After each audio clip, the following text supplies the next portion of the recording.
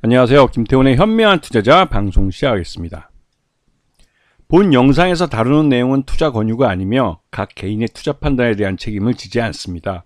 별도의 SNL 채널 가입을 유도하거나 투자 권유 및 유료 리딩 서비스를 홍보하는 불법 사칭 계정에 유의하시기 바랍니다.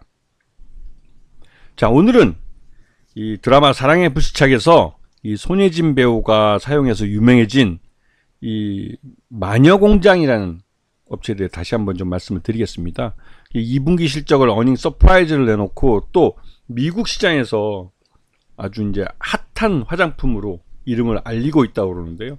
특히나 이제 이 사랑의 불시착 같은 드라마가 이 미국 PPL 그러니까 OTT를 통해서 미국 그 안방에 있는 시청자들에게도 알려지면서 이들도 역시 똑같이 이 PPL에 노출되는, 그래서 소비자들이 직접 그 동네 상점이나 이런 화장품 샵을 찾아가서 이 마녀공장의 화장품을 사는 그런 소비 패턴이 미국 시장에서도 나오고 있습니다. 이게 넷플릭스 통해서 사랑의 불시착이 이게 방송이 되면서 나타난 현상인데요. 일본에서도 그 똑같은 현상이 있었죠. 일본에서도 OTT를 통해서 이 사랑의 불시착이 일본에 방송되면서 일본 사람들이 이 손예진 앰플을 사기 위해서 이 화장품 가게로 달려갔습니다. 그 똑같은 현상이 나타났고, 이 손예진 앰플, 손예진의 화장품으로 알려지면서 이 마녀공장은 일본뿐만 아니라 미국에도 안착하는 모습입니다. 지금 보시게 되면 뭐 앰플이나 세럼이나 전체 매출액에 차지하는 비중은 그렇게 크진 않습니다. 클렌징이 가장 많이 사용이 되고, 이 앰플을 사러 가서 이 마녀공장의 다른 제품을 함께 담으면서 이 클렌징이 전체 매출의 가장 큰 비중을 차지하기 시작했죠. 그리고 이러한 판매되는 걸 보면 내수보다 수출에서 훨씬 더 많이 판매되고 있는 걸 확인할 수가 있습니다. 그만큼 해외 시장에서 더 인정을 받고 있는 것이고, 마녀공장이 다른 화장품 회사들과 다르게 주가가 그래도 선방하고 잘 나가고 있는 것은 최근 들어서 얘기죠. 국내 경기가 침체해서 다른 내수 시장을 중심으로 하는 화장품 회사들은 실적들이 다 죽을 쓰고 있지만, 마녀공장은 해외 시장에서 더 많은 매출을 올리고 있기 때문에 이런 국내 시장의 경기 침체에 대해서는 좀 한 발 벗어날 수 있는 그런 여유가 있는 것이죠.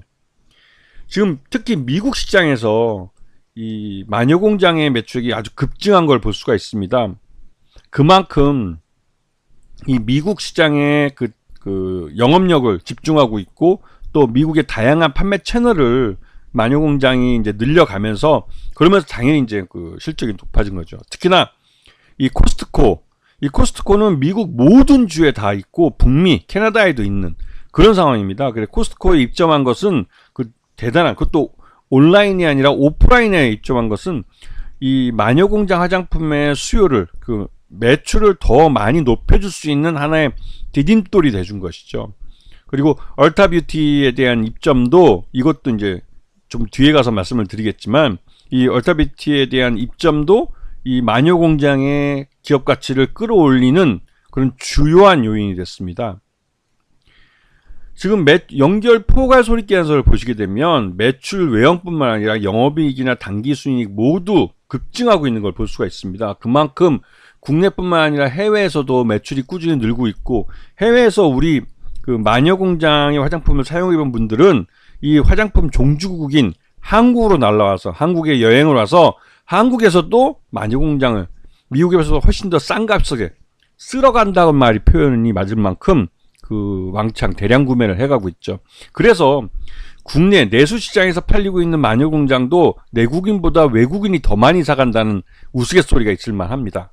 그만큼 마녀공장이 시장 대응을 잘한 거죠. 지금 마녀공장은 최대주 LMP 코스메틱이라는 데가 51.87%를 갖고 있는데, 올해 들어와서 줄기차게 지분을 매도하고 있습니다.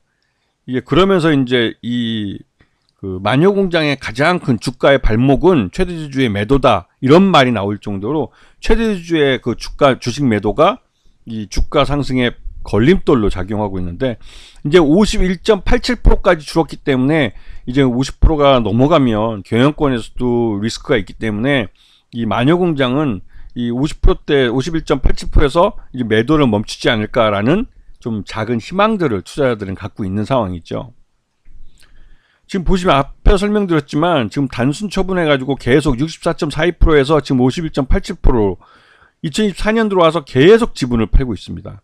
이 최대주주가 주식을 팔면서 유동성을 공급해준다고 하지만 지금 소액주주들이 전체 45.77%, 즉 유동성은 어느 정도 충분히 있다고 판단되기 때문에 이 최대주주의 매도는 솔직히 말해서 그 투자분 회수라고밖에 할 말이 없어서 좀 그렇긴 좋게 보이진 않죠.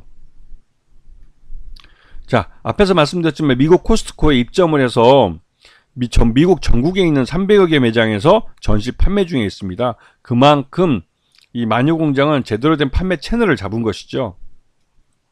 여기다가 워렌 버핏, 이 양반이 이제 미국에서 이제 주식으로 그 세계 최대 부자가 됐다는 양반인데, 이 워런 버핏이 얼타 뷰티라는 이 그 화장품 뷰티 샵입니다. 거기에 이 마녀공장도 입점해 있는데 이 얼타 뷰티의 주식을 사들인 거죠. 이 부분은 미국의 소비가 아직 살아있고 미국의 MZ세대라는 젊은 세대들이 이 보다 합리적인 그 화장품 소비를 하고 있고, 이들의 화장품 소비가 말 그대로 얼타 뷰티의 실적을 그 장기적으로 우상하게 만들 수 있는 요인이라고 판단했고, 오히려 이 워런 버핏이 살아있는 동안 얼타 뷰티가 가장 많은 수익을 가져올 수도 있다라는 말을 할 정도로, 왜냐면 이제 이 워런 버핏 나이도 거의 이제 9순에 넘어서고 있기 때문에, 하여튼 이 얼타 뷰티에 대한 투자는 마녀공장이 여기에 입점해 있다는 것으로 하나의 또 시장에서 그 관심을 받고 있고, 또 이 얼타 뷰티의 실적이 좋아지는 건 마녀공장의 매출도 늘어날 수 있다는 그런 유출을 할 수 있기 때문에 그런 기대감이 있는 것이죠.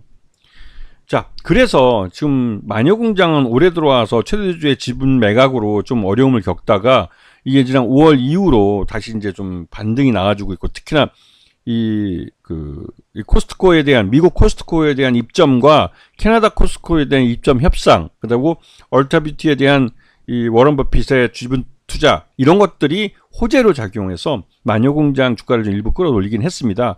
그랬다가 최근 들어서 좀 시장 내에 유포되고 있는 무슨 그 친위 구테타나 이게 내부의 이런 소식 때문에 시장 전체가 좀 우리나라 증시가 더 나쁘게 움직이고 있습니다. 미국은 금리 인하를 다음 달부터 단행할 거라고 미국 시장은 빠르게 회복되고 있지만, 우리나라는 여전히 지지부진한 모습을 보이고, 이게 우리 시장만의 리스크가 부각되고 있기 때문에 그 시장 리스크로 마녀공장은 오히려 기업 가치가 할인돼서 지금 거래되고 있는 것입니다. 마녀공장은 2분기 실적만 놓고 보면 이 내부 기업 가치만 봐서는 29,000원 정도가 적정 주가로 평가되고 있고, 충분히 그 이상을 오버슈팅할 수 있는 주식인데 지금 시장 리스크에 의해서 할인되고 거래되고 있는 것이죠. 그래서 충분히 저점에 다시 한번 관심을 가질만 하고, 앞에서 잠깐 설명드렸지만 최대주주가 더 이상 매각을, 그러니까 주식 지분 매각을 하지 않는다면 마녀공장은 실적대로 주가가 재평가받을 가능성이 큰 종목입니다. 아시겠죠? 자, 오늘 방송 여기서 마치겠습니다. 감사합니다.